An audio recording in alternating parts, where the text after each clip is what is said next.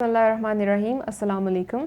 आज की वीडियो में मैं बात करना चाहूँगी कैल्शियम के बारे में, कैल्शियम के सोर्सेज के बारे में। जैसा कि हम जानते हैं कि दूध is a very good source of calcium. हमें बहुत अच्छी मिकदार में कैल्शियम जो है वो दूध से मिल जाता है। जो लोग दूध को पसंद नहीं करते वो अपनी खुराक में क्या चीज़ और खाएँ कि उनकी कैल्शियम की रिक्वायरमेंट पूरी होती रहे। कैल्शियम जैसा कि हम जानते हैं कि एक मिनरल है, एक न्यूट्रेंट है जो कि बहुत ज़रूरी है आपकी हड्डियों के लिए, आपकी दांतों के लिए, आपके हार्ट की हेल्थ के लिए, आपके मसल्स की प्रॉपर फंक्शनिंग के लिए। जहाँ तक कैल्शियम बहुत ज़रूरी है, इसके अलावा इसके और भी बहुत से जिस्म में जो है वो फंक्शंस हैं। कैल्शियम की रिक्वायरमेंट पूरी करना बहुत इंपॉर्टेंट है।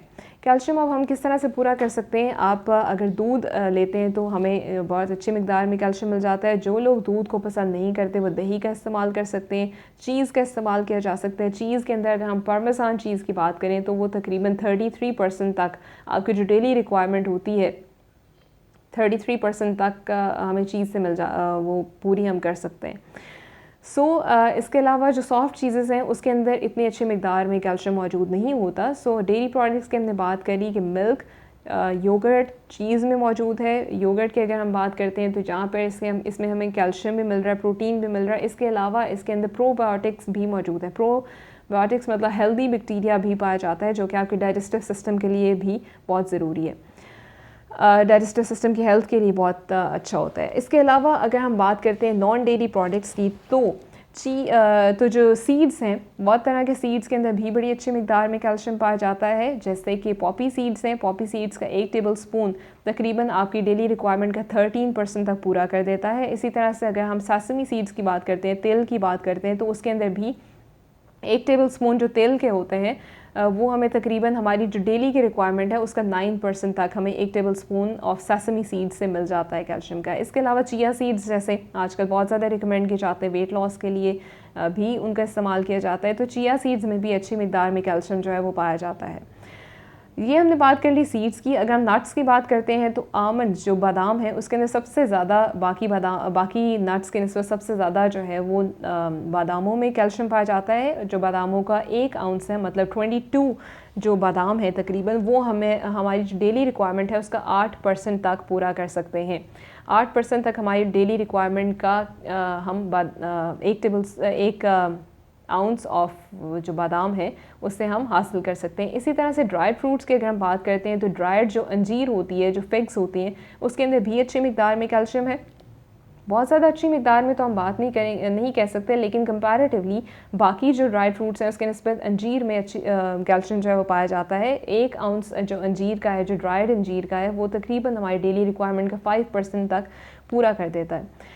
ये हमने बात कर ली है सीड्स के बारे में, नट्स के बारे में। इसके अलावा हमने ड्राई फ्रूट्स के बारे में बात कर ली। अगर हम सब्जियों की बात करें तो ग्रीन लीफी वेजिटेबल्स के अंदर जो है वो कैल्शियम पाया जाता है। ग्रीन लीफ वेजिटेबल्स में कैल्शियम तो पाया जाता है, लेकिन उसका ड्रॉबैक ये है कि ग्रीन लीफ वेजिटेबल्स के अंदर ऑक्सीलेट्स भी मौजूद होते हैं। जैसे अगर हम स्पिनच की बात करते हैं, पालक की बात करते हैं, उसके अंदर कैल्शियम पाया जाता है, लेकिन उसके अंदर ऑक्सीलेट्स भी मौजूद हैं। ऑक्सीलेट कहने की इस तरह की चीज़ है जो कि कैल्शियम को अपने साथ बाइंड कर लेती है और कैल्शियम आपकी बॉडी के लिए उस तरह से बायोअवेलेबल नहीं रहता है।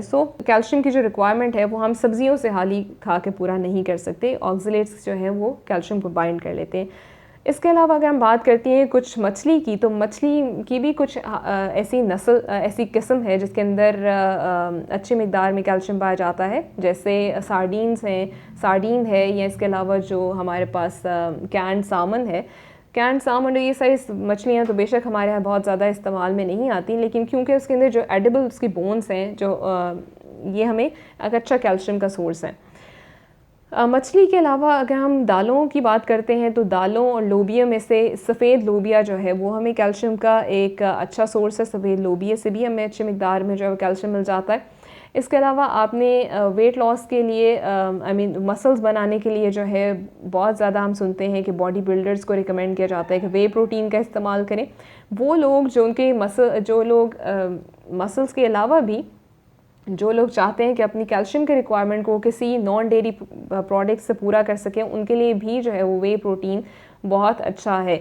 वे प्रोटीन तकरीबन जो इसका जो स्कूप होता है वे प्रोटीन का, वो हमें 200 मिलीग्राम्स कैल्शियम प्रोवाइड करता है। जैसे अगर हम एक एडल्ट की बात करते हैं तो किसी भी एक एडल्ट की नॉर्मल रिक्वायरमेंट जो है वो 1000 मिलीग्राम तक होती है कैल्शियम की, तो उसका मतलब 20% हमें वे प्रोटीन के एक स्कूप से मिल जाता है।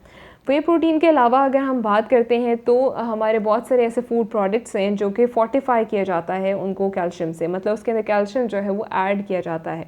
जैसे कुछ बहुत सारे सीरियल्स के अंदर जिस तरह से आयरन फोर्टिफिकेशन होती है, इसी तरह से कैल्शियम की भी फोर्टिफिकेशन की जाती है, उसमें ऐड किया जाता है। लेकिन ये हमें ख़्याल रखना चाहिए कि हमारी बॉडी की एबिलिटी नहीं है कि अगर आप ज़्यादा मकदार में कैल्शियम एक साथ खा लें तो आपकी बॉडी उस सारे कैल्शियम को एब्जॉर्ब नहीं कर सकती, उसका फ़ायदा आपकी बॉडी को नहीं होता। बॉडी को फ़ायदा होता है कैल्शियम अगर आप थोड़े थोड़े मतलब उसको डिवाइड करें पूरे दिन के अंदर। अगर आप एक ही वक्त में ज़्यादा कैल्शियम लेते हैं तो बॉडी की एबिलिटी नहीं है कि उस सारे कैल्शियम को एब्जॉर्ब कर सके। इसी तरह से अगर हम फोर्टिफिकेशन की मैं बात करी थी कि अगर हम कुछ सीरियल्स हैं जिनको फोर्टिफाई कर सकते हैं कैल्शियम से, कुछ ऐसे जैसे सोया मिल्क है, उसको भी फोर्टिफाइड सोया मिल्क भी हमें मिल जाता है। इसी तरह से अगर हम कई जूसेस की बात करते हैं तो ऑरेंज जूस जो है वो अक्सर कैल्शियम से फोर्टिफिकेशन की जाती है। तो ऑरेंज जूस भी हमारी, आप अगर देखें उसके जो लेबल होता है उसके अंदर देखें तो कैल्शियम की रिक्वायरमेंट 50% तक आपकी जो RDA है, जो आपकी डेली की रिक्वायरमेंट है, उसका हमें 50% तक भी सिर्फ एक ग्लास ऑफ जूस से मिल सकता है। ये हमने कुछ बात कर ली है जी इसके सोर्सेज के बारे में।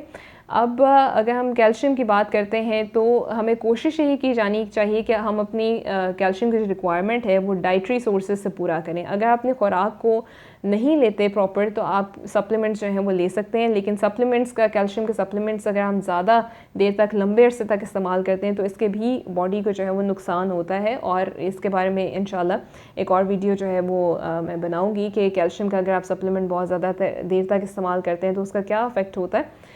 ये हमने बात कर ली। इसके अलावा अगर हम बात करते हैं तो कैल्शियम की एब्जॉर्प्शन जो है, जैसे कि मैंने भी बताया, नॉन डेयरी जो कई प्रोडक्ट्स हैं उनका मैंने जिक्र तो कर लिया, लेकिन जो हमें डेयरी प्रोडक्ट्स हैं उनसे सबसे ज़्यादा अच्छी मिकदार में कैल्शियम भी मिलता है और उसकी एब्जॉर्प्शन भी सबसे ज़्यादा बेहतर होती है। मतलब हम प्लांट ओरिजिन से जो प्लांट बेस्ड जो हम कैल्शियम हासिल करें, बेशक हमारी बॉडी के अंदर जा तो रहा है लेकिन उसकी एब्जॉर्प्शन उस तरह से नहीं होती जिस तरह से हमें एनिमल प्रोडक्ट से जो हासिल किया जाता है, डेयरी प्रोडक्ट से जो हम हासिल करते हैं, उसकी एब्जॉर्प्शन बॉडी के अंदर ज़्यादा होती है। कोशिश ये ज़रूर करें कि अपनी खुराक के अंदर डेयरी प्रोडक्ट्स का इस्तेमाल ज़रूर करें। वो लोग जो कि लैक्टोज इंटॉलरेंस है, जिन्हें जो कि दूध का इस्तेमाल नहीं कर सकते, वो दही का इस्तेमाल कर सकते हैं। और दही का इस्तेमाल जो है वो मैं तो रिकमेंड करूँगी कि हर बंदा जो है वो दही रोज़ाना इस्तेमाल करे, क्योंकि दही के अंदर जो प्रोबायोटिक्स हैं उसका बहुत ज़्यादा फ़ायदा होता है। ये हमने बात कर ली है कैल्शियम के कुछ सोर्सेज के बारे में। नेक्स्ट वीडियो में हम किसी और टॉपिक के ऊपर बात करेंगे। अपना ख्याल रखिएगा। खुदा हाफ़िज़।